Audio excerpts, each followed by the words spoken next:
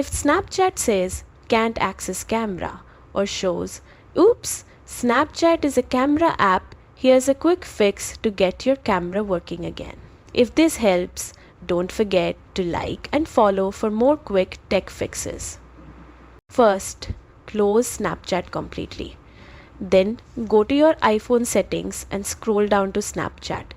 Tap on it and make sure the camera and microphone toggles are turned on. If you don't see those options, here's what to do next. Go back to settings, scroll down to screen time and tap on content and privacy restrictions.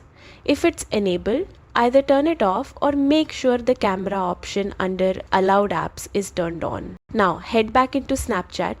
If it still doesn't show the camera, go to settings again, tap general, scroll to the bottom and select shutdown. Restart your phone. This often clears hidden bugs and fixes Snapchat issues. Still not working?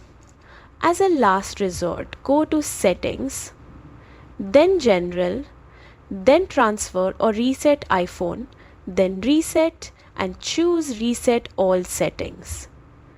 This won't delete your data but will reset all system settings including camera permissions. Let me know in the comments if it worked for you and smash that follow button for more helpful tutorials like this.